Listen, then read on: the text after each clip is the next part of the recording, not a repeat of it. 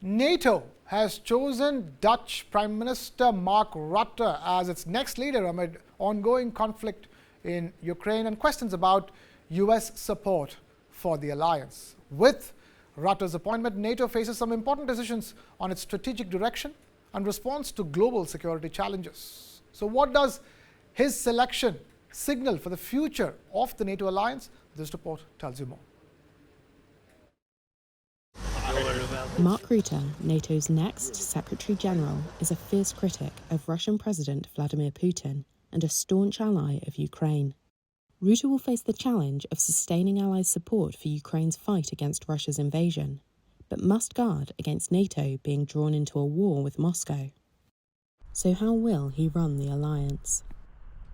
Rutte has spent nearly 14 years as Dutch Prime Minister and cemented his bid to become NATO's new chief last year, while coordinating an international coalition that will deliver F-16 fighter jets to Ukraine and train Ukrainian pilots. He has been a vocal critic of Putin since Russia's 2022 invasion of Ukraine. Speak out against Putin and Russia's violation of the UN Charter. Support the peace plan.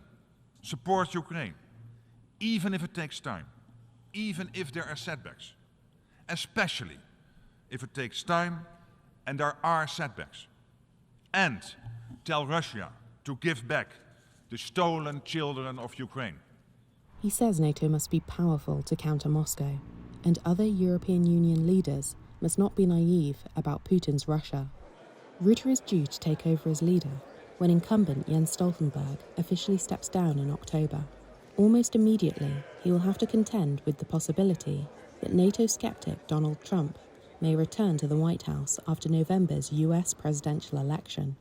The prospect of Trump's return has unnerved NATO leaders, as the Republican former president called into question US willingness to support other members of the alliance if they were attacked. This was Stoltenberg in June.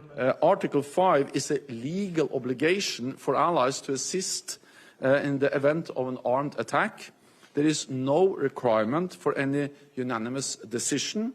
It led Stoltenberg to propose what is widely seen as Trump-proofing by putting coordination of international military aid for Ukraine under a NATO umbrella, giving alliance military staff more autonomy to get on with the job and less direct political involvement. As Prime Minister of the Netherlands, Rutte is regarded as having been one of the most successful in the EU at dealing with Trump, in spite of the latter's sympathy with Russia.